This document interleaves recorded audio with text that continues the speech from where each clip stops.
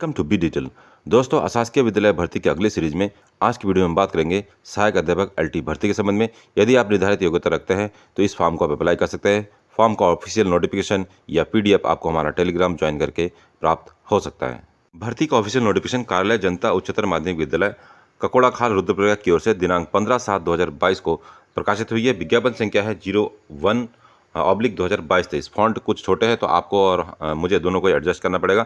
Basically ये एक अशासकीय विद्यालय अर्थात गवर्नमेंट एडेड स्कूल की वैकेंसीज है।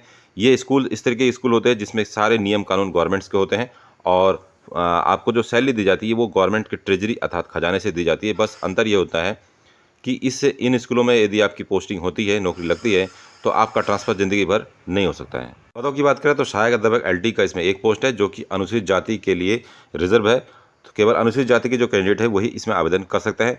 हिंदी के लिए जो क्वालिफिकेशन है वो आपको जैसे कि पता ही होगा कि आपके ग्रेजुएशन में हिंदी सब्जेक्ट, हिंदी विषय होना चाहिए। इसके साथ साथ कम से कम इंटर लेवल पे आपके पास संस्कृत होना चाहिए, या फिर ग्रेजुएशन में हिंदी के साथ साथ यदि आपके पास ग्रेजुएशन में संस्कृत है तब भी आप इस फॉर्म को अप्लाई कर सकते हैं। लेकिन उससे पहले आपके पास बीएड की डिग्री, चाहे वो 1 साल की हो चाहे 2 साल की हो, या फिर उसके साथ साथ सीटेट या यूटेट सेकंड आपके पास होना चाहिए, तब जाके आप एलटी हिंदी के पोस्ट में अप्लाई कर सकते हैं।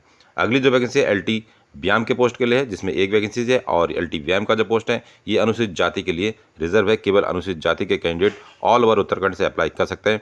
एलटी व्यायाम के लिए जो क्वालिफिकेशन है, आपके पास किसी भी स्ट्रीम से ग्रेजुएशन होना चाहिए, चाहे बीए हो, बीकॉम हो या बीएससी हो। इसके साथ साथ राष्ट्रीय अध्यापक शिक्षा परिषद से मान्यता प्राप्त बीपीएड की डिग्री या फिर बीपीएड के समकक्ष कोई डिग्री आपके पास है तो आप एलटी व्यायाम के पोस्ट में अप्लाई कर सकते हैं। अगला जो पोस्ट है एलटी कला का है, सॉरी एलटी संस्कृत का है। तो एलटी संस्कृत में एक वैकेंसीज है जो कि पिछड़ी जाति अर्थात ओबीसी वर्ग के लिए आरक्षित है। तो एलटी संस्कृत की जो क्वालिफिकेशन है, आपके पास बीए में संस्कृत भाषा प्लस इंटर लेवल पे हिंदी विषय एक होना चाहिए, या फिर बीए में संस्कृत भाषा के साथ बीए में आपके पास संस्कृत और हिंदी लैंग्वेज दोनों ही होना चाहिए, या फिर आपके पास कम से कम इंटर में हिंदी और बीए में संस्कृत होना चाहिए। तो इस तरीके से सब्जेक्ट कॉम्बिनेशन जो है हिंदी और संस्कृत का रहता है। इसके साथ साथ सीटेट सेकंड या यूटेट सेकंड आपके पास होना चाहिए, तब जाके जो है आप एलटी संस्कृत के पोस्ट में अप्लाई कर सकते हैं। आवेदन आपको ऑफलाइन मोड से करना होगा। आवेदन पत्र आपको मुख्य शिक्षा अधिकारी रुद्रप्रयाग के कार्यालय से प्राप्त हो सकता है, और वहां पे जाने से पहले आपको 300 रुपये का एक पोस्टल ऑर्डर या फिर बैंक ड्रॉप जो कि मुख्य शिक्षा अधिकारी रुद्रप्रयाग के नाम से दे होना चाहिए, ये बनवाना पड़ेगा। तो बेसिकली जो पोस्टल ऑर्डर होता है उसको बनवाना थोड़ा ईजी रहता है। इसको आप पोस्ट ऑफिस से बनवा सकते हैं।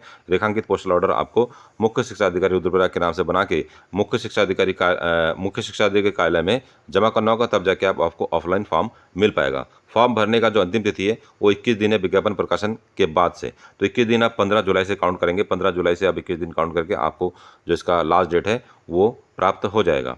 स्पीड पोस्ट के माध्यम से या पंजीकृत डाक के माध्यम से आपको फॉर्म को भेजने हैं।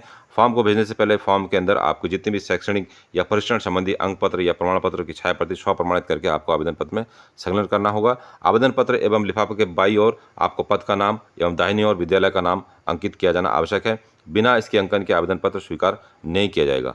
अभ्यर्थियों की न्यूनतम एवं अधिकतम आयु की सीमा में उत्तराखंड राज्य में जो नियम चलता है लगभग 42 साल है। तो 42 साल से कम के जो कैंडिडेट हैं वो आवेदन कर सकते हैं। लेकिन यदि आप रिजर्व कैटेगरी में आते हैं तो आपको सरकारी नियमों के अनुसार छूट मिल जाएगी। अगला कंडीशन है कि आपको उत्तराखंड का मूल या स्थायी निवासी होना चाहिए। इसका प्रमाण पत्र भी आपके पास होना चाहिए। और जो सबसे महत्वपूर्ण शर्त है कि आवेदक के पास विज्ञप्ति प्रकाशन होने के से पूर्व किसी भी सेवायोजन कार्यालय में पंजीकरण या नवीनीकरण जो नंबर है वो आपके पास होना चाहिए। दोस्तों, ये था आज का वीडियो पसंद आया तो वीडियो को लाइक और चैनल को सब्सक्राइब करना ना भूलें, जिससे आने वाली वीडियो को नोटिफिकेशन आपको टाइम से मिल सके। इस वीडियो के रिगार्डिंग कोई और जानकारी आपको चाहिए होगी तो आप हमें कमेंट कर सकते हैं, या फिर वीडियो को डिस्क्रिप्शन में आपको हमारा टेलीग्राम और व्हाट्सअप का संपर्क सूत्र मिल जाएगा, उसे भी ज्वाइन कर सकते हैं। मिलते हैं अगले एक ऐसे इंटरेस्टिंग वीडियो में। तब तक के लिए अपना ध्यान रखिए। Bye bye. जय हिंद।